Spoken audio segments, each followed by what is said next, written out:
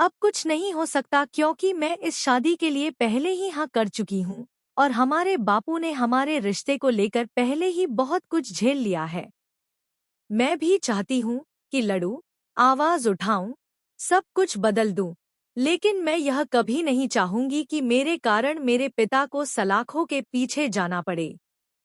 उधर आर्य दूल्हे की पिटाई कर देगा और खुद मंडप में दूल्हे की जगह बैठ जाएगा, जिससे अनु के होश उड़ जाएंगे।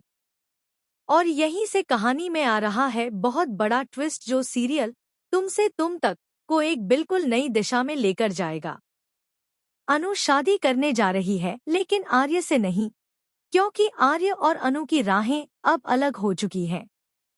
आर्य अनु को कह देगा कि वह उससे कोई उम्मीद न रखे, कोई प्यार न मांगे क्योंकि अब उनका रिश्ता मुमकिन नहीं है।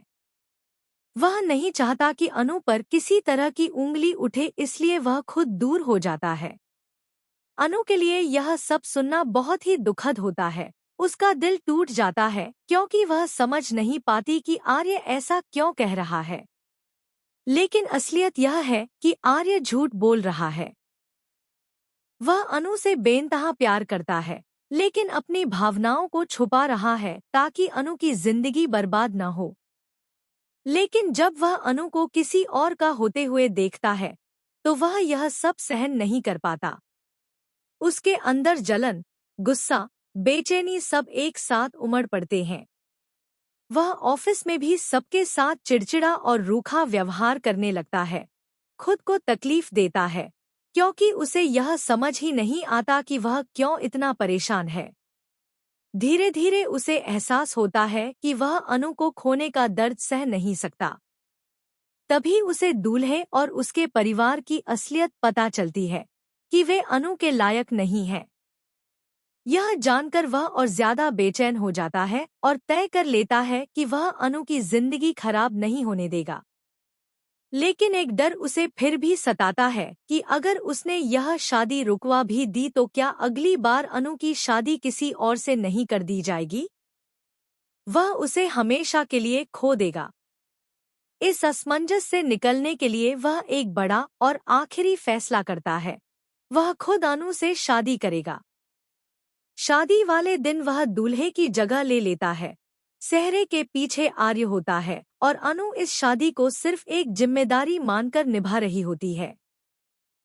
लेकिन जैसे ही वह दूल्हे का चेहरा देखती है, वह अवाक रह जाती है।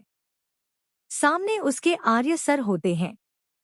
वह रोने लगती है। उसकी आंखों से आंसू रुक नहीं पाते और वह खुद को रोक नहीं पाती।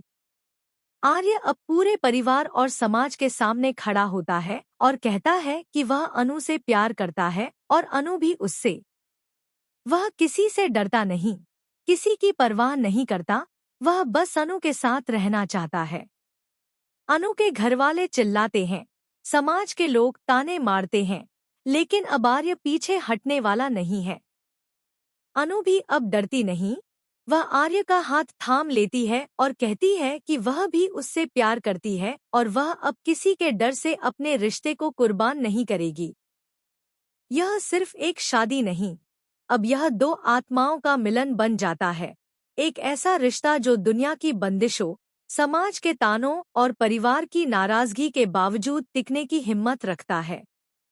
अब कहानी सिर्फ प्रेम कहानी नहीं रही, यह बन गई है एक जंग प्यार की, आत्मसम्मान की, अपने फैसलों के लिए खड़े होने की।